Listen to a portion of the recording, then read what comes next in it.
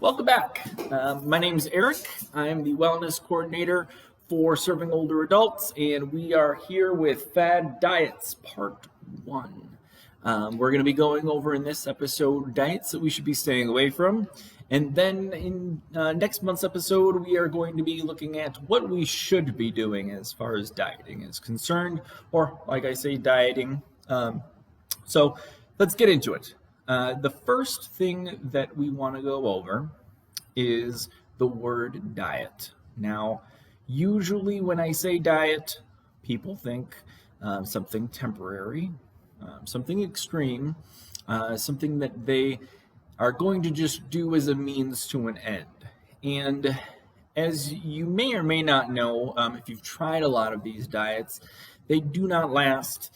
The results don't last, and that's what we want to stay away from. We want those results to be permanent, so that when you lose weight, you do it in a healthy way, and it stays off instead of coming back, and then you have to go on another diet, and then it comes back, and so on and so forth. So the first diet we want to look over is going to be the Atkins Diet. So the Atkins Diet was a low-carb diet.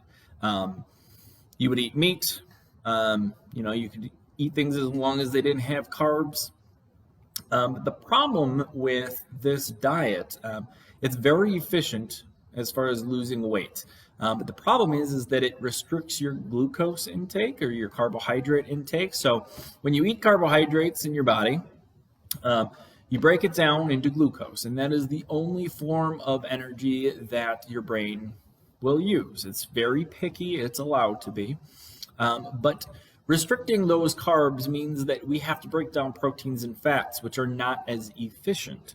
So you're breaking down proteins and fats, you're not getting the glucose and the energy and the thinking power to your brain.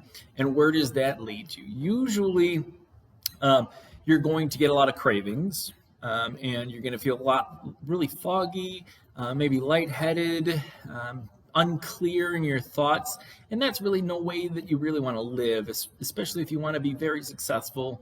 That's going to be something hard to overcome if you're going to be like that. So you want to stay away from the Atkins diet. It's high cholesterol too, high fat, never a good thing, especially if you're dealing with any type of cardiovascular issues. The next point that we want to go over, juicing. So juicing it comes and goes as far as the fad. It is not something that you really want to do. There is no such thing as cleansing. If you want to really cleanse your digestive system, it's self-cleansing. But if you really want to, a big salad will do. That's all you need. That's all you really need as far as cleansing goes. Juice, lots of sugar.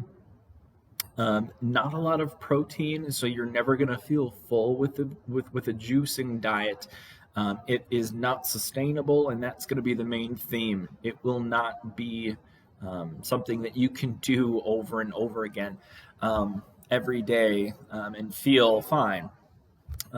Lots of sugar in there, and really when you have juice, you're not usually blending the entire fruit. And that's the big thing with fruit, is that the skin, the structure, the fiber in that juice, in that fruit, is what you really want. So juicing is definitely something you want to stay away from. If you want to juice, that's great, here and there. Not something you want to sustain yourself on, though. And then the last thing, single food diets. So the soup diet, the cabbage diet. One thing about food is that the nutrition that you get from it is going to come from all different places. So you're not going to be able to get all of your nutrition from one single item. Please stay away from these diets. They're going to lead right to vitamin mineral deficiencies, something that you definitely don't want. So make sure that when you do eat, you're getting your food from multiple different types of sources: fruits, vegetables, meat, dairy, bread, grains. But make sure you are not just singling out one item and eating it. So, next time we are going to be going over what we should be doing. So, stay around and we'll see you soon. Thanks.